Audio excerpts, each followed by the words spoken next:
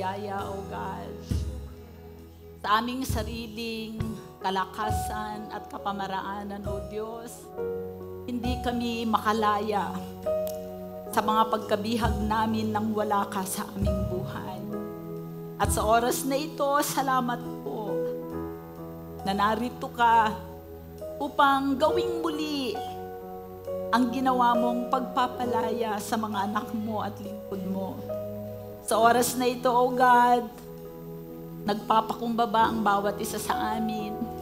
Kinikilala namin na may mga kahinaan kami. Kinikilala namin na merong mga bagay na bumihag sa aming mga puso. Bumihag sa aming atensyon at oras upang Ikaw, Panginoon, ay isantabi namin. Sa oras na ito, Panginoon, kinikilala namin wala kaming kakayahang makalaya kundi Ikaw lamang. At ngayon, naniniwala kami, narito ka, Banal na Espiritu, upang palayain ang bawat isa sa amin sa maling kaisipan, sa kataasan ng loob, sa pride. Panginoon, palayain mo kami sa mga unforgiveness sa aming buhay, sa mga, Lord, sa mga maling asal, sa addiction sa aming buhay, lalo na sa gadget, sa pangalan ni Jesus. Dalangin namin na magpalaya ka ngayon kahit sa mga masamang relasyon sa aming buhay, O God. Patutunayan mo ang iyong salita, Panginoon. Kaya kami bukas ang aming palad, ang aming puso. Ibinibigay namin yan lahat sa iyo. Isinusuko namin, Panginoon, sapagkat Ikaw lamang ay may kakayahang gumawa niyan sa aming buhay. Patuloy mo kaming turuan ng mga kapamaraanan mo, O Diyos, at dalangin namin na ang salita na ipapahayag sa umagang ito, Panginoon, ay lakipan mo ng kapangyarihan. Panginoon, sa pangalan ni Jesus, sundan mo yan ng mga himala, Panginoon, upang kami, ang mga anak mo, ay patuloy, Panginoon, na mabago ayon sa wangis ng aming Panginoong Jesus. Maraming salamat po sa pagsama mo sa lingkod mo. Dalangin ko na ang dalisay mong salita lamang ang maipahayag sa palpitong ito. Gawin mo, Banal na Espiritu. Binibigyan ka namin ng kalayaan na gawin ang mga bagay na tanging Ikaw lamang ang makakagawa sa aming buhay. Ito po ang aming dalangin at salamat, O Diyos, sa presensya mo sa aming kalagitnaan. Ito ay aming nararamdaman, Panginoon, sapagkat ang aming mga puso ay puspos ng pagsamba sa iyo. Samahan mo kami hanggang sa huling sandali ng aming pagsamba sa iyo, O Diyos, at dalangin namin na tunay nga sumamba ang bawat isa sa amin sa Espiritu at katotohanan. Pinupuri ka namin, ito ang aming dalangin, sa ngalan ni Jesus, ang lahat ay magsabi ng Amen and Amen. Palakpakan natin ang Panginoon. Good morning.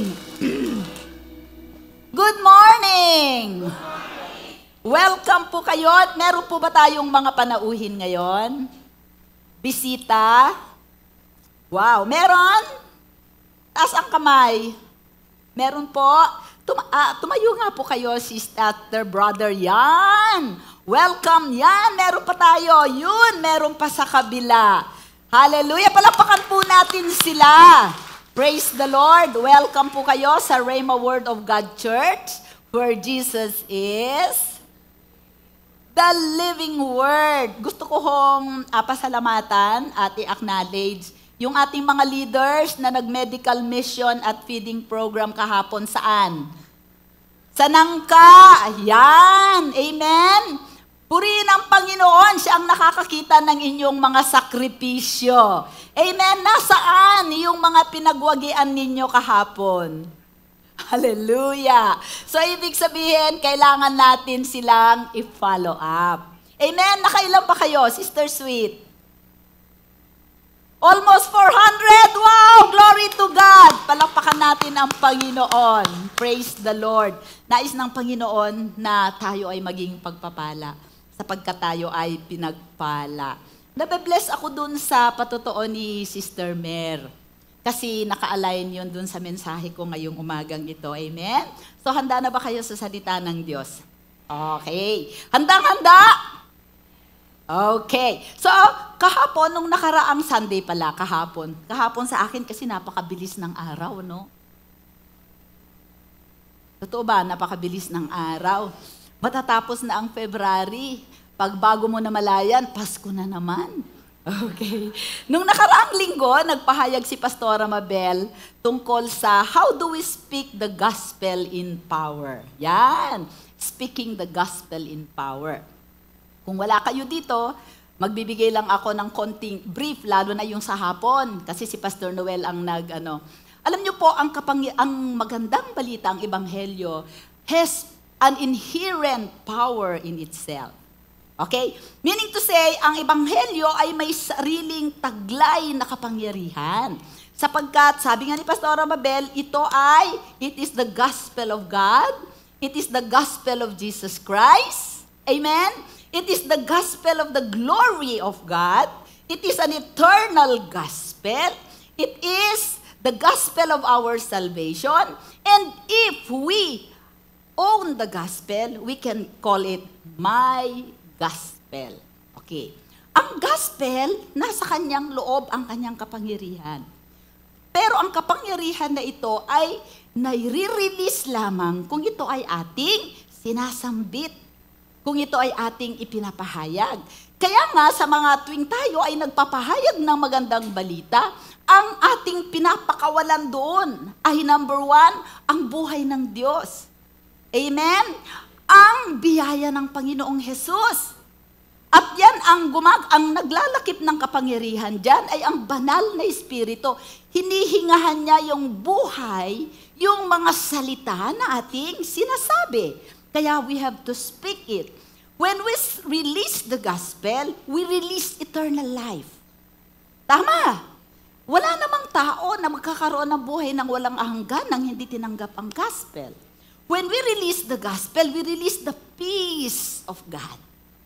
Nagkakaroon ng kapayapaan ang ating buhay, ang ating katawan gumagaling, ang ating bulsa ay kumakapal. Nothing missing, nothing broken. The gospel in itself, na kahit may nakapaloob dyan na kapangyarihan, kung hindi mo ipapahayag, nandun lang yung kapangyarihan. Parang katulad din ng binhi na meron ka, hindi mo itinanim, wala kang mararanasan, wala kang ma-enjoy na bunga. Okay, so lahat ang mga Kristiyano, tayo ay inutusan ng Diyos na i-release ang kapangyarihan ng gospel sa pamamagitan ng pagpapahayag. At marami na tayong, katulad kahapon, ipinahayag natin ang magandang balita, sinamahan natin ng mabuting gawa. Nagpakain tayo sa mga bata, nag-dental mission tayo, nagpa-check up, nagbigay tayo ng mga libreng gamot, walang binayaran, pinakain pa tayo. Kasi ang gospel ay ang kabutihan ng Diyos. Amen? Sa palagay ninyo, ilan doon sa mga 400 ang naligtas dahil sa gospel? Bakit kaya lahat ng tao, hindi lahat ng tao na nakakapakinig ng gospel ay naliligtas? Okay, so yun po ang pag-aaralan natin ngayon. Paano natin tatanggapin at pananampalatayanan ang gospel para ang kapangyarihan niya ay kumilos sa ating buhay. Kung papansinin ninyo, linggo-linggo, pareho ang mensahe na napapakinggan ninyo. At lahat yon ay good news. Amen? Pero bakit iba-iba ang antas at paglago ng bawat isa sa atin? Nasaan ang problema? Okay? Yun ang pag-aaralan natin. Sabi po sa Romans 1:16-17, ibukas nga natin, How to Believe the Gospel. Iyan mo nga muna, ang ating title ng mensahe natin is, Paano tayo manampalataya sa Ebanghelyo? Okay?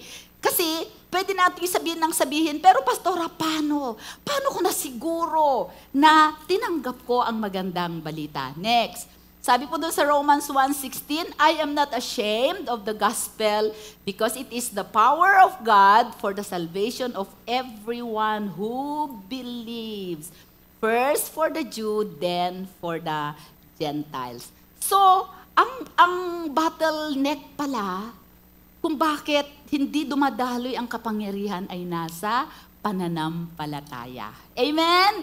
So, samahan tayo ng Panginoon. Lord, hingahan mo ng buhay ang mga salitang ito at dalangin ko na ang binhi ng salita ay maitanim ng malalim sa aming puso upang kami ay maturuang manampalataya sa lahat ng aspeto ng aming buhay. Ito ang aming dalangin sa ngalan ni Jesus. Amen! Okay, next slide. What does it mean to believe? Naisip na ba ninyo? Anong ibig sabihin ng manampalataya? Sabi po dito, believing can have different meanings depending on how we use it. So, iba-iba ang kanyang kahulugan, depende kung paano natin siya ginagamit. May 3 kahulugan yon, depende sa gamit. Number 1 is, it can be a conviction. Okay, ano ang conviction? Kumbinsido ka. Ito ay matibay na paniniwala. Pangalawa, ito ay pagtitiwala, trust. It is confident expectation. Nahuhulog yung aking confident expectation. So, nagtitiwala ka. Okay? So, may conviction ka sa gospel, may trust ka sa gospel, pagtitiwala. Pangatlo, there is complete reliance or total dependence on the gospel. Bibigyan ko po kayo ng illustration. Kung kayo po ay pumupunta sa doktor nyo, sasabihin ng doktor nyo kung may sakit kayo, ito, meron kang ubo. Inumin mo itong Fluimucil. Yan. I believe that this medicine will heal you. Okay? So ano ang believe doon na salita is confident. I am confident that this medicine will heal you. Saan nakabase yung confidence ng doktor? Dahil marami na akong binigyan yan at lahat sila ay gumaling. Amen? So may confidence ka. Okay? Pangalawa, trust. Halimbawa, merong marami mahilig sa inyo, nagha-hike, hiking kayo, pupunta kayo kung saang-saang lugar. Ngayon, itong isang hiker, nasalubong niya yung isang mountain climber. Sabi ko, gusto ko rin umakyat dyan sa bundok na yan. Sabi niya, gaano kaya katagal bago ako makarating dyan sa tuktok ng bundok? Sabi ng mountain climber, sabi niya, it will take you 2 hours. 2 oras mula dito bago ka makalagay sa taas. So, the hiker believed the mountain guy. Ano ang ginamit niya doon na word? Trust. Bakit siya nagtiwala doon sa lalaki na yon na 2 oras ang kailangan niya para makaakyat? Dahil lagi na niyang ginagawa yon. Amen? Naranasan na niyang pumunta doon, nakabalik na siya several times, alam na niya kung paano ang dalam, alam niya kung ano ang sinasabi niya, nararanasan niya at nakikita sa buhay niya. Kaya itong tao na ito nagtiwala sa kanya. Okay. Pangatlong kahulugan is complete reliance. Ano ibig sabihin ng complete reliance? Total surrender ka doon. Halimbawa, sabi ng isang soccer team, nina Jason, ng mga anak nila, sabi ng coach nila, I believe in my team. Amen? Okay, anong ibig niyang sabihin? I am totally confident and I am totally sold out, relying that they will win this game. Gets? Okay, so iba-iba ang kahulugan. Ngayon, paano naman natin ito i-apply sa ating buhay? Pananampalataya. Kasi ang ating kaligtasan, sabi sa Bible, it is the power of the gospel unto salvation. Ang salitang salvation sa Greek ay zozo. Ibig sabihin, kaligtasan ng ating kaluluwa, kaligtasan ng ating pananalapi, kaligtasan natin sa kahirapan, kaligtasan sa masamang relasyon, kaligtasan sa addiction. Ganon ka-encompassing ang gospel. So, ngayon, paano natin yon mai-apply sa ating faith? Okay, how do we believe in God? How do we believe in Jesus Christ? And how do we know that we have truly believed? Amen? Okay. Okay, next na slide. Conviction. A person of faith, sabi mo, ako yun. Are you a believer? Meaning to say, you have faith. Tama, you believe. Okay, a person of faith believes. Yan, sinasabi niya, convinced, fully persuaded that God exists because of his experience with God and the witness of others. So tayo ay fully convinced, meron tayong conviction na totoong may Diyos. At ang Diyos na yan ay buhay. Ang Diyos na yan ay kumikilos. Siya ang naglikha ng langit at lupa. Siya ang nagbigay buhay sa atin. Siya ang may kakayanang magpala sa atin. Siya ang Diyos, walang simula, walang katapusan. Magpakailanman, makapangyarihan. He is omnipotent, omnipresent, omniscient. Ibig sabihin, makapangyarihan siya sa lahat. Lahat siya ng dako at alam niya ang lahat ng bagay, pati ang iniisip mo ngayon. So, kung ikaw ay may conviction patungkol sa Diyos, then you believe in God. Okay, pangalawa, trust. Sabi niya, a person of faith believes or trusts the message of the people who have passed the faith to him because they know God and are being changed by God every day. For example, bakit kayo narito linggo-linggo? Dahil nagtitiwala kayo sa akin na ang aking itinuturo sa inyo ay totoong magandang balita. At dahil kaya kayo nagtitiwala, dahil nakita ninyo ang pagbabago sa buhay ko. Tama? Dahil kung ang nagpapahayag ng gospel, kung ang messenger ay hindi nakikita ang kapangyarihan ng gospel sa kanyang buhay, magtitiwala ba kayo? Kaya kayo nagtitiwala dahil dito ako nanggaling, nakarating ako doon, at over the years, nakita nyo kung paano ako nakarating doon. Tama? Okay, so you believe in the message because you trusted, meaning to say you believe the person. Okay, pangatlo, yung total reliance. Total reliance on God. A man of faith totally relies on God for everything in life. There is complete dependence or total surrender to God's will and ways. Alam nyo, yung tao na tunay na nananampalataya ay meron siyang nakasandal. Kaya nga kinakanta natin, sandigan ko'y ikaw. Nakasandal ka sa Kanya. Alam mo na sa sarili mong kakayan, wala kang kaya. Pero dahil nakasandal ka sa Kanya, totally nagre-rely ka sa Kanya. Kuha po ninyo.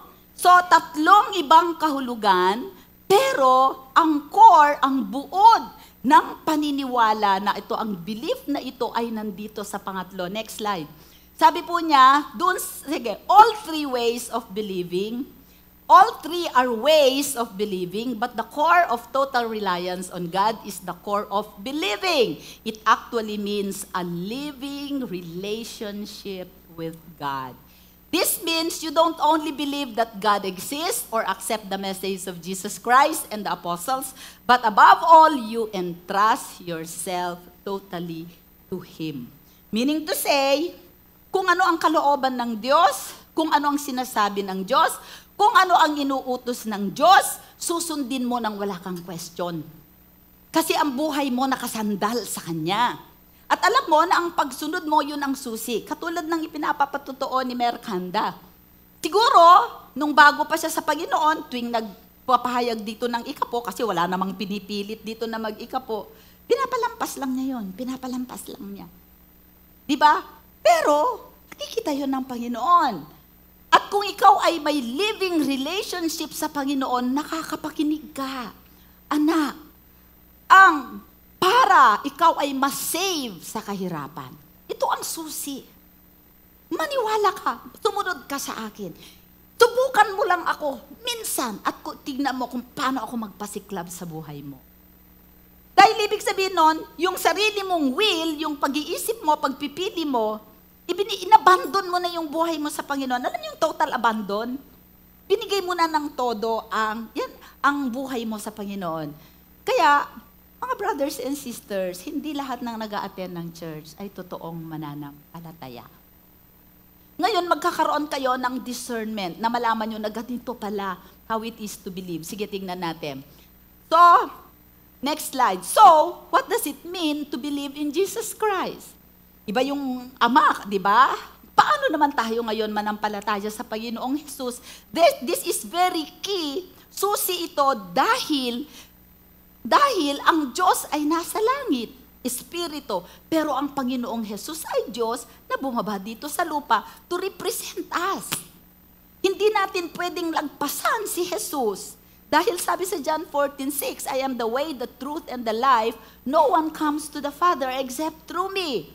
So paano tayo ngayon makanampalataya kay Hesus para makarating tayo sa Ama?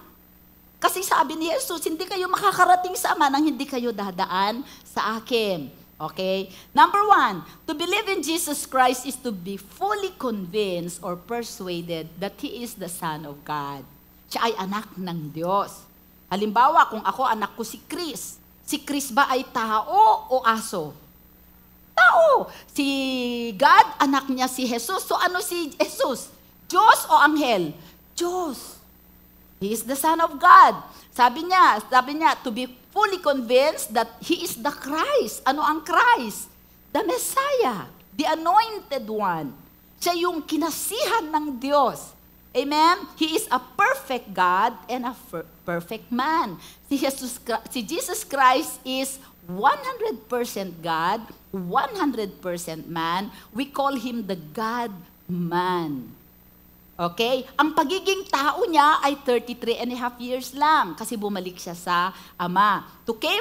He came from heaven to save us and reconcile us back to God the Father. So ang trabaho ni Jesus, dahil siya ay Diyos, inabot niya ang tao, pinagdugtong niya muli ang tao na nahiwalay sa kasalanan dahil kay Adan. Diba? So, naging bridge siya. Okay? Naging tulay si Jesus. Okay, next. John 8:24 says, therefore I said to you that you will die in your sins, for if you do not believe that I am He who will die, you will die in your sin. Sino ba ang nagsabi na ako I am? I am who I am. Sino nagsabi nun? Ang Diyos, si Jehovah. Sabi ni Jesus, you have to believe that I am He. Okay? John 8:58, sabi niya dun sa mga Pariseyo na hindi naniniwala sa Kanya, most assuredly I say to you, before Abraham was, I am. Bago pa ipinanganak si Abraham, ako na. Because I was with God in the beginning. And then Revelations 22 verse 13, I am the Alpha and the Omega, the beginning and the end, the first and the last. So siya ay Diyos. Okay. So, kailangan kung you are a believer of Jesus Christ, ito yung mga bagay, kumbinsido ka. Okay. Fully persuaded. Na pagka may lumapit sa'yo na sinabi, si Jesus ay tao. Would you believe them? No. Amen. Okay. Next. To believe in Christ, pangalawa na, to believe in Christ is to be fully confident in His Word. Ito ang magiging pundasyon ng buhay mo. Ito ang magiging boundary ng buhay mo sa mga desisyon na gagawin mo. Ito ang dapat mong paniwalaan kahit sinabi ng gobyerno, legal na ngayon ang gay marriage, hindi ka pa rin papatol doon dahil alam mo ang salita. At kahit gaano kasama ang paligid ng pamilya nyo, kung ang mga anak mo ay naturuan ng salita at ito ang kanilang pananampalatayanan, hindi sila mapapariwara. Kaya may responsibilidad tayong mga magulang na ito ay ituro sa mga anak natin. Okay, so John 5:24, sabi niya, most assuredly I say to you, he who hears my word. Napapakinggan ba ninyo ang salita ng Diyos ngayon? And believes in Him who sent me has everlasting life and shall not come into judgment, but has passed from death to life. So anong ibig sabihin ng believe? Diyan? Trust. Amen. Magtitiwala ka sa mensahe, sa salita ng Diyos. Amen. Yun ang magiging pundasyon mo. Okay, next verse. Sabi sa Isaiah 55 verse 11, so so shall my word be that goes forth from my mouth. It shall not return to me void, but it shall accomplish what I please, and it shall prosper in the thing for which I sent it. This is my belief and my faith today, that the Word of God on how to believe will be planted in your heart so that it will prosper. From now on, you can believe God for healing. You can believe God for financial provision. You can believe God for prosperity. You can believe God for a godly husband and a godly wife. You can believe God for a business. Kaya hindi tayo nakakaangat sa buhay natin kasi ang problema natin nasa believing. Okay? Next na word. So we need to believe the Word of God. Ito lagi ang ilagay natin, isiksik natin sa ating puso at isip. Pangatlo, to believe in Christ is to entrust your life totally to Him. Lagi nating sinasabi, I surrender, oh Lord. Pera lang pitaka, Lord, ha? I surrender, oh Lord. Pera lang yung kasama ko, ha? I surrender, oh Lord. Pera lang yung red horse na nakastack sa bahay ko. I surrender, oh Lord, pero wag lang itong nilalaro kong ano na to, ha? Hindi pwede. Di ba? Kasi yung bagay sa buhay mo na hindi mo isinusurrender si Lord, hindi mo siya hinahayaan ang kanyang kapangyarihan ay kumilos. Example, di mo binibigay ang ikapu mo, hindi ka nagbibigay. Sinasabi mo sa Panginoon, isinusurrender ko lahat, pero itong bulsa ko akin lang. Tignan ko lang kung sino ang mananalo sa inyo. Mamamatay, kahit Kristiyano ka lang 50 years, hindi ka pa rin makakatamasa ng kagaanan at kaluwanan ng buhay dahil ayaw mong isurrender yung pananalapi mo. Hindi ka naman pipilitin ni God. Amen? Okay, sabi niya sa John 14:6, alam na ninyo yan kanina, sinabi ko na, ako ang buhay. Sabi ni Jesus, ako ang buhay mo. Kung hindi mo ibibigay sa akin ang buhay mo, meaning to say, i-empty mo ang sarili mo sa buhay mo para yung buhay niya dumating. Hindi naman pwedeng dalawang buhay ang nandyan, buhay mo at buhay niya. Ngayon, ang buhay mo, sa kanya na. Okay? Sabi niya sa John 3:16, for God so loved the world that He gave His only begotten Son, that whoever believes in Him should not perish but will have everlasting life. Anong ibig sabihin ng pananampalataya doon? Surrender. Okay, di ba? Ito yung dialogue ni, nagsimula ito sa dialogue ni Nicodemos at saka ng Panginoong Jesus. Sabi ni Jesus kay Nicodemos, unless a person is born again, he cannot see or enter the kingdom of God. Sabi ni Nicodemos, paano ako papasok muli sa sinapupunan ng nanay ko? Ang laki ko na. Di ba? Di magwewelga ang nanay ko at hindi posible yon. Sabi ng Panginoon, Jesus, ang pinag-uusapan natin ay spiritual na bagay, hindi natural. At ang mga spiritual na bagay, para matanggap mo, kailangan panampalatayanan mo. Maniwala ka, magtiwala ka, manalig ka, isuko mo. Okay, next na verse. So, this total life surrender leads to rebirth. Pagka pala'y sinusuko natin ang ating buhay, buong buhay sa Panginoon, kinukuha niya yung patay natin, yung buhay natin na patay, at ibinibigay niya yung kanyang buhay, kaya tayo ay pinapanganak na muli. Anong ibig sabihin ng ipinak na nga muli? Sabi niya, ito gusto ko to. Pagka ikaw ay born again, you are resetting your life to zero. Amen? Bagong panganak ka. Walang kahit anuman sa buhay mo na maaaring gamitin ng Panginoon na pundasyon para sa patutunguhan mo. Ibig sabihin, nothing in your life can help God to build up your new life. Kaya wala na yung nakaraan. Kahit yung mabubuti mong ginawa, wala na yun. Zero ka. Doon sa zero na buhay na yon, buhay lang niya ang kikilos. But you have to allow the life of Jesus to rule and reign in your heart para magawa niya yung gusto niyang gawin. Siya ang maglalagay ng pundasyon. Nakuha ninyo? Kasi kung panghahawakan nyo yung lumang buhay nyo, wala siyang magagamit doon. Madidelay yung inyong transformation. Madidelay ang salvation ninyo. Kaya nga, ito ang totoong conversion. Maraming mga taong pumunta sa altar call na sinabi yung prayer na tinatanggap kita, Panginoon. Pero sa kanilang puso, hindi naman nila talaga isinurrender yung buhay nila. Useless. Sabi sa 2 Corinthians 5:17, therefore, if anyone is in Christ, he is a new creation. All things have passed away. Behold! Sabi ng Panginoon, wala na yan. Anong pagkasinabing, behold!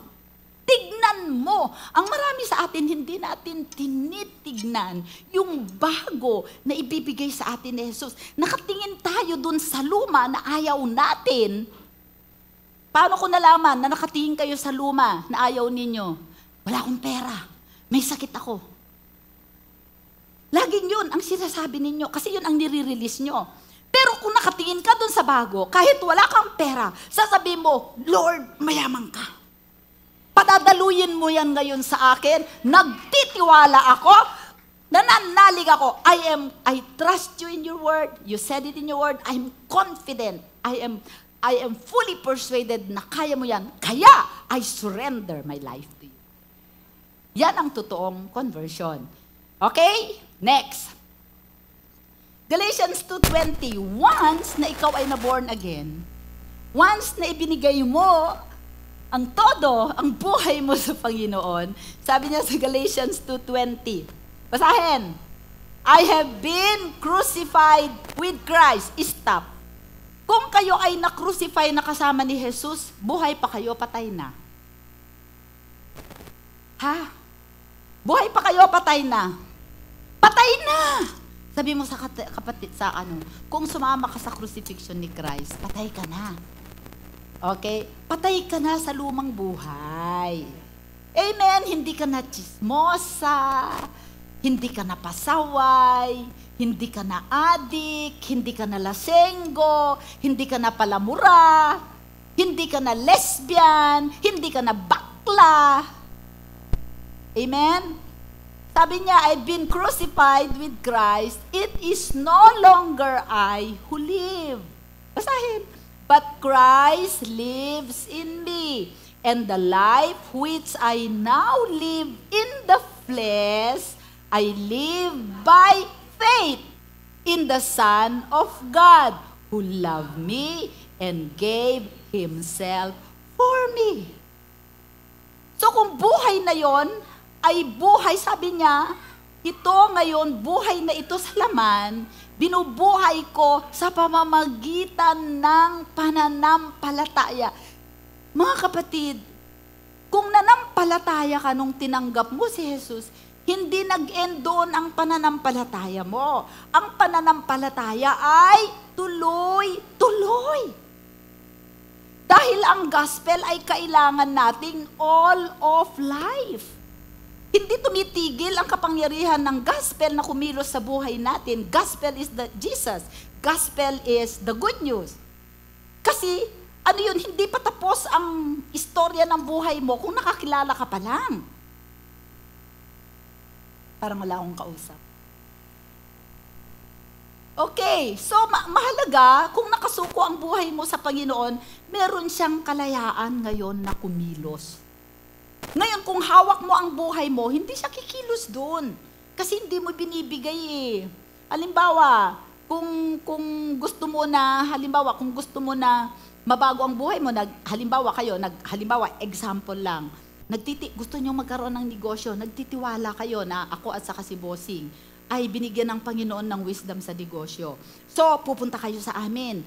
Sasabihin namin sa inyo kung gagawin ninyo. Ngayon, pagka nasabi namin yon, may tiwala kayo sa amin kung sinunod ninyo yung sinabi namin.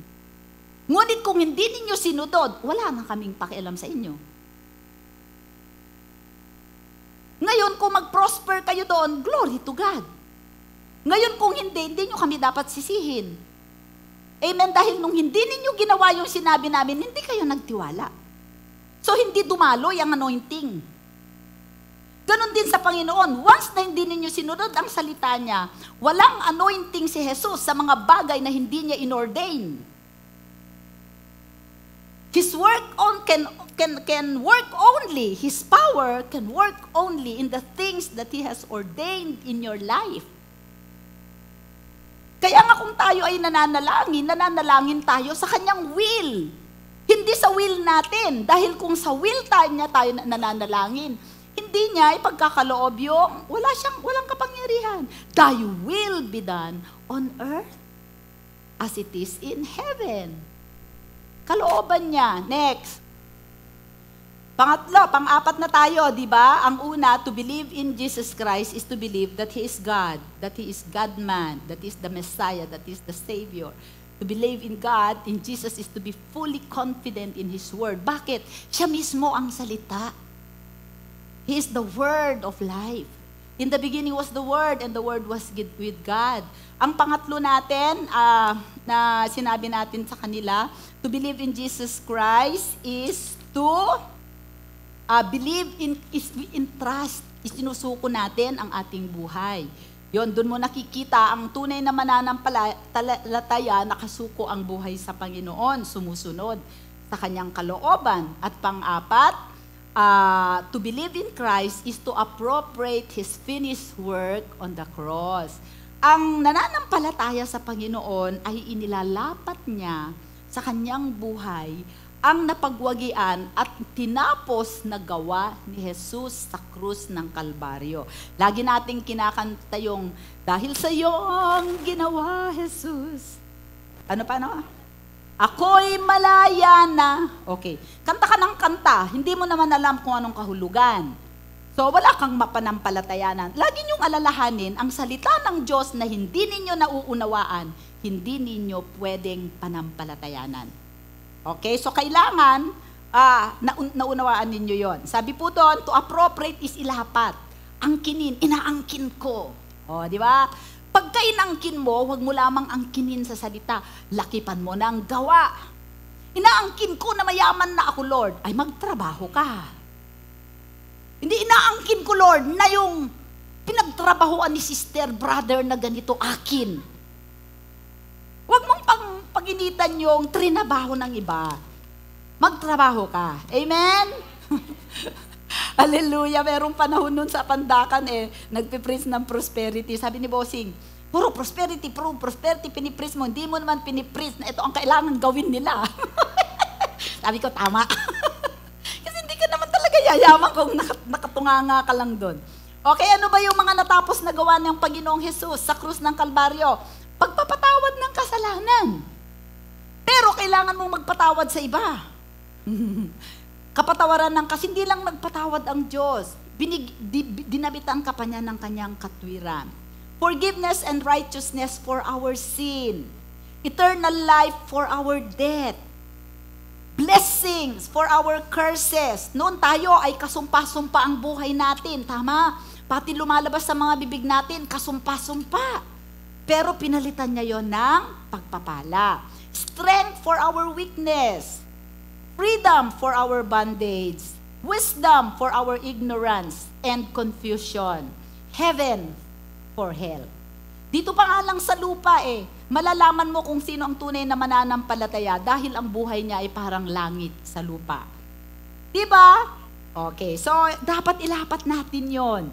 Hindi natin hahayaan na masayang. Okay? Number 5. To believe in Christ is to walk in the newness of life by the Holy Spirit. Sabi niya sa Romans 6:4, therefore, we were buried with Him through baptism into death. Sino dito ang na-water baptized? Taas, ang kamay mataas. O yung mga hindi pa na-water baptized, sino?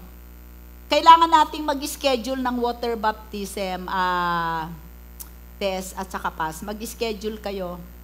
Pagka nag-water baptism tayo, idinideklara natin sa mundo na itinatakwil natin si Satanas at isinusuko natin ang ating buhay sa Panginoon at pagka tayo ay inilubog, pakikipagkaisa natin yon sa kamatayan ni Jesus. At pagka tayo ay inihaon, iniahon, Kasi si Orly, hindi niya tayo iniahon after 3 days daw. Tayo ay nakikipagkaisa sa kanyang pagkabuhay na muli. Pero may deeper meaning yon. Kasi sabi sa Bible, the Word of God is purified 7 times. Kaya kayo, pagka nagbabasa kayo ng salita ng Diyos at talagang minemeditate natin ang salita, binibigyan tayo ng mas mataas na revelation, kapahayagan doon. Ang baptism is to, pagka ikaw ay nailubog sa Diyos Ama, di ba? Pagka nilulubog natin, ikaw ay binabautismohan ko sa pangalan ng Ama, ng Anak, at ng Espiritu Santo.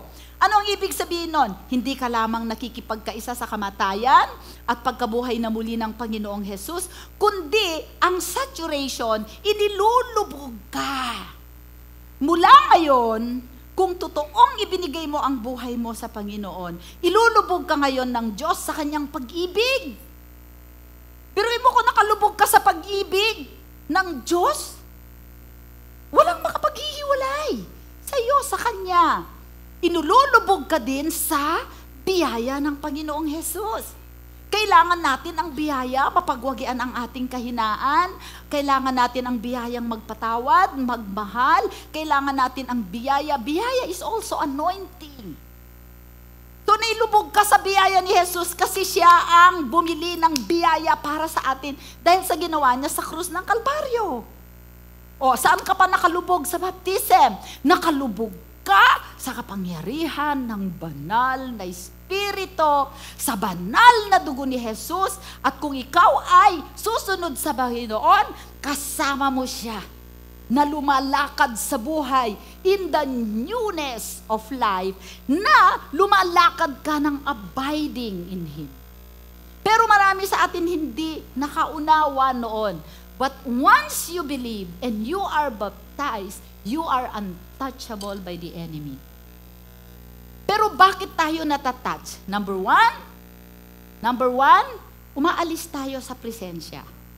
We disobey. We don't believe. We stop to believe. May mga area sa buhay natin we stop to believe. For example, na-inconvenient ako. O for example, mas binigyan ko ng pagpapahalaga yung kumari ko. Inimbita niya ako sa party. Kailangan kong sumamba. Ayun, nagparty ako hanggang maghapon. First service, second service, hindi na ako naka-attend. Choices. Because of the flesh and because of our choices. Kung pinipili natin at higit na mahalaga si God sa ating buhay, isasantabi natin ang lahat ng yan. Bakit? Pagka nalugod ang Panginoon sa atin, wala tayong pagsaksakan ng kanyang pagpapala. Ngayon, gusto mo pa, alam mo ang tao, kaya naghihina. We give our afterlife to Jesus. But we don't give our life now, which Jesus needs badly. You are giving me your afterlife because you are afraid of hell. But what I want of you is to give me your life now. Don't give Him your afterlife if you are not willing to give your life now. Huwag mong ibigay sa Panginoon ang eternity, ang life mo. Lord, ayoko mapunta sa impyerno. You are not faith-motivated. You are fear-motivated. Kaya ka nandito dahil takot ka sa impyerno. Hindi yan ang gusto ng Diyos. Nandito ka sapagkat mahal mo siya. At nais mong ibigay ang buhay mo ngayon na. Ngayon ka na niya kailangan, hindi pagka namatay ka na. Narinig ko yan sa spirit ko. You want to give, concerning about a person na he wants me to give his afterlife, but he's not refusing to give me his life now. Sino sa atin ang unbelievers sa area na yan? Kaya when we have our pagka nag-train tayo sa gospel fluency, na makikita na bawat isa sa atin, kailangan natin isalya ang gospel sa everyday life. Kasi kailangan natin lagi nagre-repent at kailangan na lagi nating nananampalataya. Dahil sa paglakad natin sa mundo, kung hindi natin kasama si Jesus at ang banal na Espiritu, makakanal tayo, baka hindi tayo, baka maiwanan tayo. Pumunta ka sa church, absent ka ng absent sa church, katulad sabi ni Jebo Bansuelo kahapon. Yung kapatid, nanalangin ng pagpapala. Pastor, ipag-pray mo naman ako na magkaroon ako ng negosyo para guminhawa buhay. Pinag-pray ni Pastor. Nagkaroon siya ng itikan. Nung dumami yung itikan niya, ba't di ka na nag-church, brother? Wala ko kasing day off ang itik. walang magbabantay sa kanila, kaya hindi na ako naka-church. Diba? O nung dumating siya uli, after so many months, pumunta siya uli. Ba't nandito ka ngayon? Ano nangyari sa itik, brother? Kasi, pastor, may problema sa ito. Sige, halika, pag-pray kita. Mabuti pala pagka namamatay ang itik mo, nandito kasi pag-pray natin, namamatay lahat ang itik mo.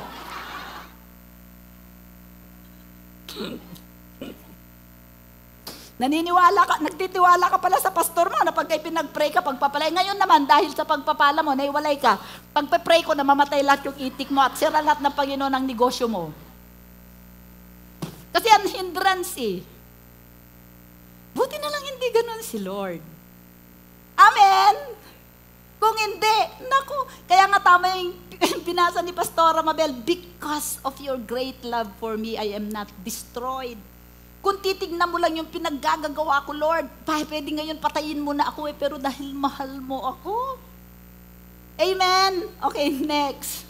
So let us walk in the newness of life. Na-reset na sa zero ang buhay mo. Huwag mo nang balikan yung mga hindi magaganda sa buhay. Next. Therefore, to believe in Christ is to totally surrender our life to Him in a living, loving relationship. Sabihin mo nga, living, loving relationship. Ilan dito kaya sa church, alam mo na patay na ang kanyang relasyon sa Panginoon? Alam mo kung bakit? Minsan mo na lang makita. At pag nakita mo, brown out pa ang mukha. Walang life ni God, walang glory na dumadaloy. Pag kayong alam niyo po, na-bless ako kahapon kay Pastor Jebo Bansuelo, yung announcer sa DCAS. Kasi siya lahat ng mga kalalakihan, kayo po ay iniimbita ko, libre. Okay? 50 pesos, ang dami niyong matututunan para sa pagiging ama. At sila ay naghahanap-hanap ng kung ilang saang-saang lugar para mag-ikandak ang seminar. Nung narinig ko siya kahapon, tumupo ako dito ng 3 hours para makinig sa kanya. At sobra akong na-bless. Sinabi ko sa kanila, Pastor, wag na kayong maghanap ng lugar sa 2 session. Dito na lang nyo sa Rema gawin at pipilitin ko yung mga lalaki na mag-attend sa Sabado. Kung mahalaga sa atin ang ating pamilya at ang ating Diyos, dadating kayo. Amen? Ililibre ko kayo sa 50 pesos na registration. Amen? Para lang masave yung family nyo. Yung mga willing maging trainer, ibibili ko kayo ng manual. Ang gagawin lang ninyo, mamasahe kayo, yung oras ninyo, ilaan ninyo dito, yon ang counterpart ninyo. Pwede? Nag-amen, 3 lang pala pupunta. Okay, next. So it is a living, loving relationship. Bakit? Nananampalataya ka. Ang pagsubok, ang trials, inaalaw ni Lord sa buhay mo para kinisin ka. Hindi pagka nagkaroon ka ng pagsubok, galit ka na, hindi mo na siya mahal. Hindi. Ang Diyos at si Jesus ay pag-ibig. Wala silang gagawin na bagay na hindi dahil sa pag-ibig. Amen? Kaya kailangan manampalataya ka doon. Sabihin mo nga, manampalataya tayo doon. Okay. Allowing Him to change us day by the power of the Holy Spirit until we are transformed into His image and likeness. You continue believing until you are totally changed. Gets? Okay. Next. Di ba tatalino ng yung mga taga-Rema? Okay. So ngayon naman, how do we believe unto salvation? Romans 10:8-13 ito. Sige, basahin natin ng sabay-sabay. Lahat magbabasa. Okay, now, so let's go. But what does it say? The word is near you, in your mouth and in your heart. Ito rin in my mouth, in my heart. Ano ang meron? The word. Okay, tingnan natin kung ano yung word mamaya. That is the word of faith. So, ang pananampalataya ay sa bibig at sa puso. Okay? The word of faith which we preach. Okay? You preach the word of faith to yourself. Kung wala kang pera, how do you preach the word of faith to yourself? Mayaman ako dahil mayaman ang aking ama. Kahit wala ka pang nakakapang pera. Darating yon kasi yun ang iyong pananampalataya. Nananalig ka, nagtitiwala ka, dahil surrender ng buhay mo sa Diyos, ibibigay niya. Okay, go. So, that if you, ano ang gamit ng bibig? Confess. Wikain mo, Jesus, wikain mo, Jesus, nakikinig ako. Di ba? O, wikain mo with the mouth, confess with your mouth. Ano daw yung kukumpisan ng bibig mo? The Lord Jesus, and believe in your heart that God has raised Him from the dead, you will be saved. Ang simple. Hindi mo kailangan pumunta doon na, patawarin mo ako sa ganito, Lord, para ako'y masave. Gagawa ako ng ganito. Hindi. Bakit sabi niya, confess the Lord Jesus? Sabihin mo lang, Jesus, ikaw ay binangon mula sa patay ng Ama.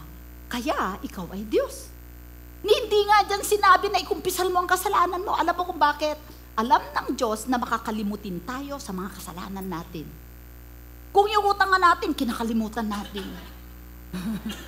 Kasalanan pa. Di ba? Okay. Next.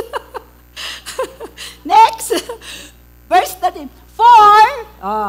For with the heart. So confession, siya sasabihin ng bibig. For with the heart, hawakan ng puso. With the heart, one believes unto righteousness. And with the mouth, confession is made unto salvation. Ang pananampalataya na ikaw ay pinabanal ay sa puso.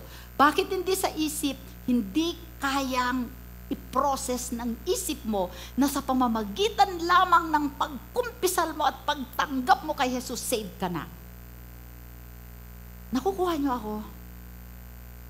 Hindi kayang lamnan ng isip ninyo yon. Yan ay biyaya ng Diyos. Just say it with all your heart. Kaya nga ang mga panalangin na mula sa puso ay sinasagot ni Lord. Panalangin. Anong ginagawa mo pagka nananalangin ka? Nakaganyan ka lang ba? Nagsasalita ka, di ba? Kino-confess mo yung need mo. Tapos nag-a-agree ka, mamaya, anuhin natin. Pero sa puso mo, naniniwala ka. Matatanggap mo. Kasi yun ang sinabi ng Biblia. Ang salvation na gusto mo, salvation to eternal life, salvation sa sakit, salvation sa masamang relasyon, salvation ng mga anak mo, kahit ano. Na si Jesus ang Panginoon. Amen? For, sabi niya, for the scripture says, whoever believes on Him will not be put to shame. Hindi ka daw mapapahiya. Kung totoo ang pananampalataya mo. Pag kasi, lagi yan sinasabi, mayaman ako, pero wala naman. Magaling ako, pero hindi naman. Pero, kahit na ikaw ay binubuli, isang araw, magugulat sila dahil mayaman ka na. Kasi sabi ng Diyos, hindi kita ipapahiya. For there is no distinction between Jew and Greek. Wala yang diferensya kung ikaw ay Hudyo, Hintil, Ilocano, maputi, bungi, maganda. Walang kinalaman yon. Nasa puso.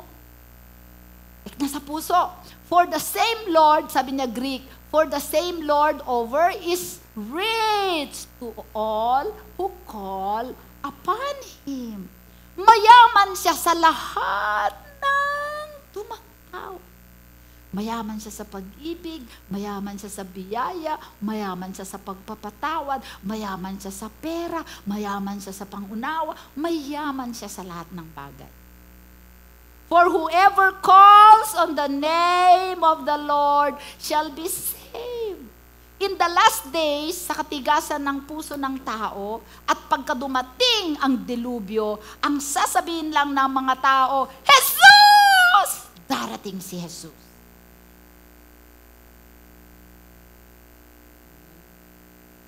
Next. Every person has the opportunity to be saved. Bawat isa, meron kayong pagkakataon na mailigtas. The Holy Spirit brings conviction in the heart of the person. Ang banal na ano ang conviction? Faith! Piruin mo, hindi galing sa'yo yung faith para tanggapin mo si God. Galing pa rin yun sa Kanya. Na-imagine mo yun? The faith to believe also comes from Him. Grace pa rin niya yun. Sige, ano yung conviction? Sige, John 16:8-11, basahin natin. And when He has come, sino yan? Si Jesus. Si Holy Spirit, yan, Holy Spirit. Kasi di ba nung hinihintay nila ang Holy Spirit, di ba? Sabi ni Jesus sa kanila, darating ang another comforter. Pagbalik ko dun sa Ama, huwag kayong mag-alala kasi may darating. Di ba? Nakatulad ko, exactly like me. Ngaya wala lang siyang flesh. Pero lahat ng tatanggap sa Kanya, sasakupin niya. Kaya tayo, nung tinanggap natin si Jesus, napuspos tayo ng banal na Espiritu. Sabi ng Panginoong Jesus, and when He, the Holy Spirit, has come, He will convict the world of sin and of righteousness and of judgment. Tatlong bagay ang conviction ng mundo.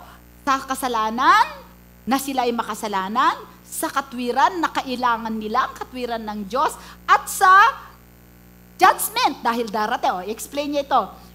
Because, sabi niya, judgment of sin, because they do not believe in me. Lahat ng mga hindi nanampalataya sa banal na sa Diyos, sabi niya, of righteousness, sabi niya, sabi ng Bible, sabi niya, the Holy Spirit will convict them of sin. Sin, sabi mo, kasalanan. Bakit sila makasalanan? Because they don't believe in Jesus. Okay? And the Holy Spirit will convict them of righteousness, katwiran. Bakit? Because I go to my Father. Pag angat niya sa tatay, ibibigay niya yung banal na Espiritu na siya ang magiging katwiran natin. Ibibigay niya sa atin ang katwiran ni Jesus. Okay? And you see me no more. And He will convict the world of judgment because the ruler of the world is judged. Pagka ikaw ay hindi nanampalataya, wala kang kapatawaran, wala kang katwiran, at merong hatol. Huhusgahan ka. Pagdating ng araw, kasama ka ng dyablo na mahuhusgahan. Ngayon, kung mananampalataya ka kay Jesus, masisave ka. Nagiging klaro po? Nagiging klaro? Kailangan nating maging klaro kasi ang buhay ng Kristiyano hindi malabo. Maliwanag. Alam natin kung, di ba sabi ng Panginoon, tayo ay liwanag. Paano tayo magbibigay ng liwanag kung tayo ay malabo? Di ba? O sige, next. Number 2, so number 1, lahat ng tao may oportunidad na maligtas. Pangalawa, confession is agreeing with God. Ang ibig sabihin ng confession is agreeing with God that we are sinful and we need a Savior. Ang word na confession sa Greek is homologeo. Ang ibig sabihin ng dalawang word, compound word ng together plus to say. So, ibig sabihin, confession is together plus to say. Together, bakit? A person first believes together with God that he is a sinner and then externalizes this agreement with his mouth. Kino-confirm niya yung agreement niya na yon kay Lord. This initial confession indicates a change in our position from darkness to light, from death to life, or a rebirth. So, ibig sabihin nun, sinasamahan tayo ni Lord kasi may conviction ang Holy Spirit. Paano natin na-i-externalize yun? Sinasabi natin. Parang ganito yun Halimbawa, Mabel, sabi niya, ikaw ba ay saved? Kasi sabi ng nanay ko, save daw ako. Hindi ka save. Nanay mo ang nagsabi na save ka, kailangan ikaw ang magsabi. Ikaw ang mag-confess. Ikaw ang manampalataya, tama? Hindi yung save daw ako nung 2 years old ako, tinanggap ko daw si Jesus. Hindi, it's an ongoing process. Dahil you can lose your salvation. Pwedeng mawala yan pagka tumigil ka sa pananampalataya. Next.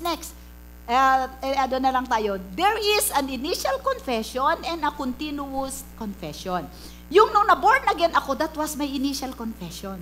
Pero hindi ako titigil doon, nakipag-agree ako kay God na sinner ako, kailangan ko ang katwiran niya at kailangan ko ang buhay niya sa akin. Ayoko na ako ay pumunta sa impyerno. That was my initial confession. Consequent to that nung nag-confess ko yun, nagkaroon ako ng rebirth, na ipanganak akong muli. Okay? Dinilipat ako ng Diyos sa kadiliman, sa kaliwanagan. Kasi noon, bigla akong naunawaan ng Bible.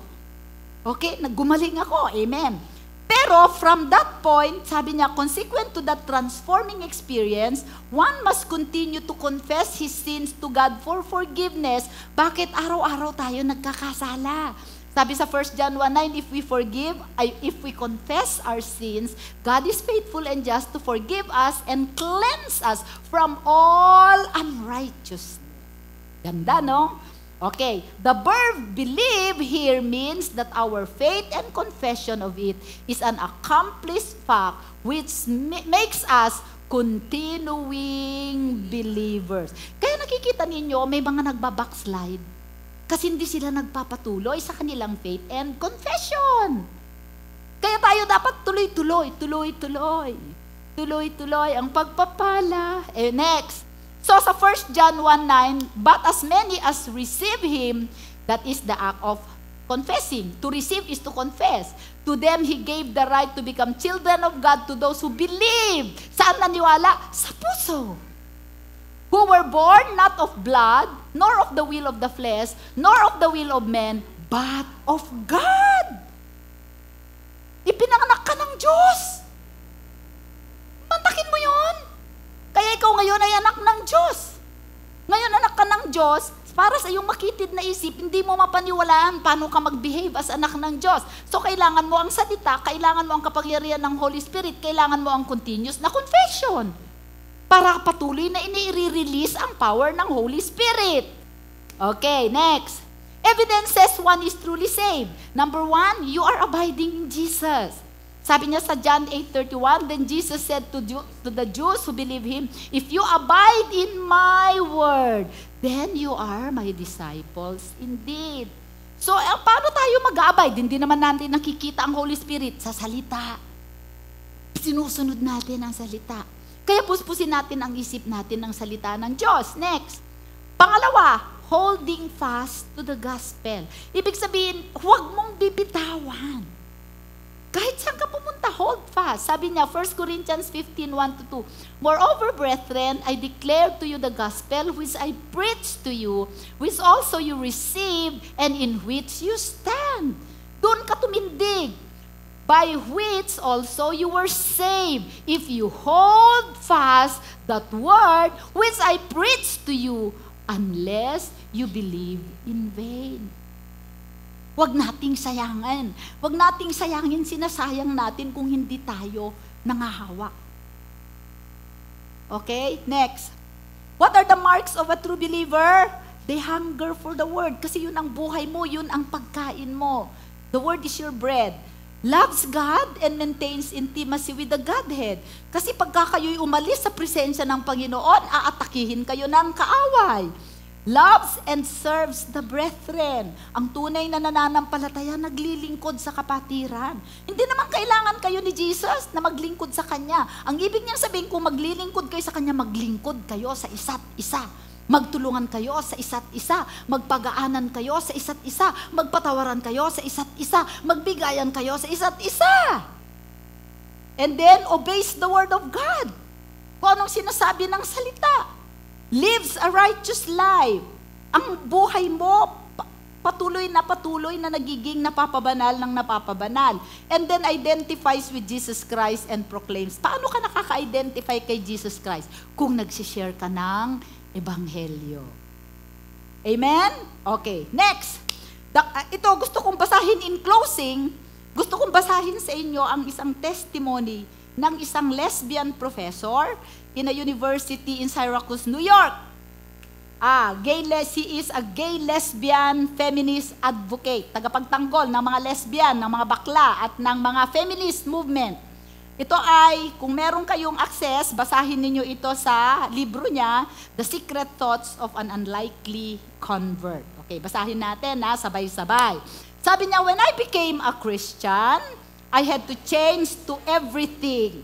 My life, all my friends, my writings, ay mali yata yung my teachings, my advocacy, my clothes, my speech, my thoughts. Pagka kayo ay naging Kristiyano, dahil siya ay lesbian, pinalitan niya ang lahat sa buhay niya. Pinalitan niya ang damit niya, instead na pantalon, nagbestida siya. Ang kanyang isip, ang kanyang pananalita, ang kanyang mga kaibigan, umawilay siya sa mga kaibigan niyang tomboy. Lahat. Tingnan niyo kung paano na-reset to zero ang buhay niya. Amen? Sabi niya, I was tenured to a field that I can no longer believe in. I was a faculty advisor to all gay, lesbian, and feminist groups on campus. My conversion to Christ put me in a complicated and comprehensive chaos. Meron ba dito na nung na-born again naging complicated at comprehensive ang chaos sa buhay niya? Ang hirap nung ginawa niya kasi tomboy siya all her life. Di ba? Okay, conversion is not just accepting Jesus. Conversion is a heart affair. Amen. Before we can come to Christ, we must empty ourselves from false pride, blaming, making excuses, and self-deception that preoccupies our days and our relationships. After convention, every day and every part of the routine of my life was a faith test.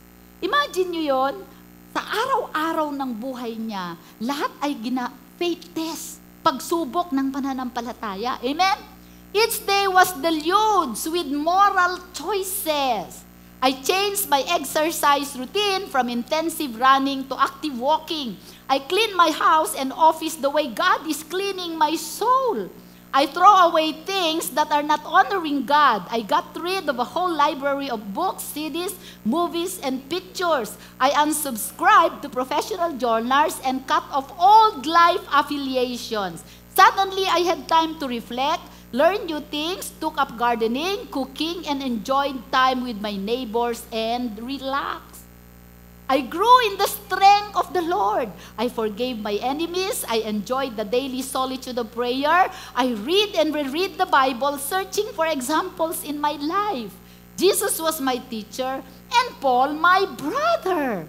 I started to develop real friendships with my church family who helped me in my daily battles and struggles. Kailangan natin ang grupo. Amen? Next, I realized that sanctification and growing in Christ is both personal and communal. I praise God for His mighty work in my life and I will never be the same again. Next, what is the point of this testimony? This is what believing in Jesus is all about. This is real conversion. Kung sinasabi mo na ikaw ay totoong mananampalataya at ang dating gawin mo pa rin ngayon, ikaw ay fake. Amen? And you have to realize that this is a daily struggle, but we purpose in our hearts to obey God. Next, now ask yourself, are you a true believer? Tinatanong ko kayo, ito i-meditate nyo sa bahay, ako ba ay tunay na mananampalataya? Are you being sanctified? O nag-hold ka pa rin ng grudges, offenses, hindi ka pa nagpo-forgive, hindi po pa yung mga tao sa paligid mo, war freak ka pa din, warrior ka pa din, walang nagbago. Hindi complicated and comprehensive chaos. Amen? Are you being transformed daily by the power of the gospel? Are you holding fast the gospel preached? Amen? So, brothers and sisters, naunawaan na ba natin paano tayo maging tunay na mananampalataya? Alam nyo, kahit anong gawin natin na pag-share ng gospel sa community, kung hindi tayo fully convinced sa kapangyarihan ng share natin, walang mangyayari. Ang pinakamatindi niyan, nagsayang lang tayo ng oras natin dito. Magse-celebrate tayo ng 19th anniversary. Mula nung mag-start ang Rema, nandyan na ako. Ano na ang ginawa ng Diyos sa buhay ko dahil ako ay nanampalataya. May natutunan po tayo. Tayo po ay tumayo. Hallelujah. Thank you, Lord, sa salita mo. Panginoon, maraming salamat sa biyaya.